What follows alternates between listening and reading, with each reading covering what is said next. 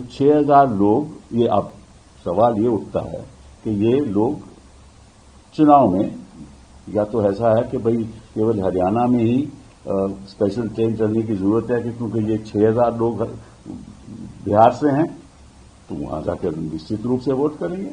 Railway मंत्री जी से, वैष्णव जी से पूछना चाहता हूं कि भैया वाकई में क्या ये स्पेशल ट्रेन चली या नहीं। इनकी जवाबदेही तो बनती है ना। अगर ये चली तो सरकार ने स्पेशल ट्रेन हरियाणा से क्यों चलाया, जब छठ में तो चला नहीं पाए, यहां ट्रेन चला रहे हैं। हम आपको एक ऐसी खबर देना चाहते हैं, हमें मालूम है कि इलेक्शन कमीशन तो कुछ करेगी नहीं, क्योंकि अगर रवैया ये लग रहा है क्योंकि वो बीजेपी के सहयोगी हैं तो वो क्यों कुछ करेंगे।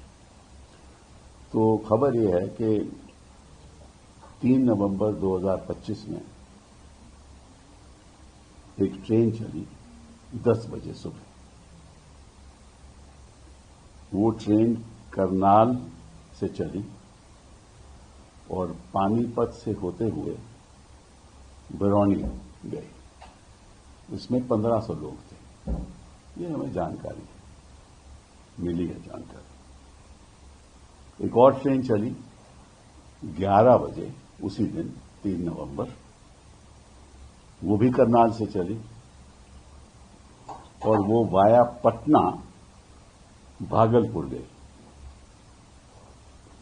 उसमें 1500 लोग थे। ये भी हमें जानकारी मिली है। एक तीसरी ट्रेन चली 3 बजे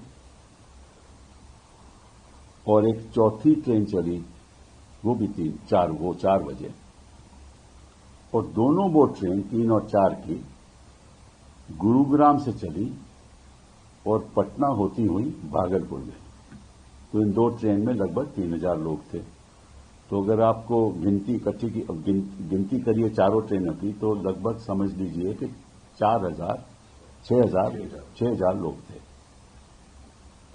तो 6,000 लोग, ये अब सवाल ये उठता है कि ये लोग चुनाव में, या तो ऐसा है कि भाई केवल हरियाणा में ही स्पेशल ट्रेन चलने की जरूरत है कि क्योंकि ये 6,000 लोग बिहार से हैं तो वहां जाकर निश्चित रूप से वोट करेंगे, या तो ये है या इनको भेजा गया है। 2 ही बातें हो सकती है ना। तो अगर तो ये हैं जो जेन्युइन वोटर हैं, फिर तो अपने ट्रेन लेकर खुद जाएंगे, इनको उनकी जरूरत नहीं है कोई स्पेशल ट्रेन की। और अगर वाकई में वहां गए हैं, जो करना, जो उनका प्लान है, जिस वजह से वहां पहुंचाया गया है, तो आपको भी मालूम है और हमें भी मालूम है।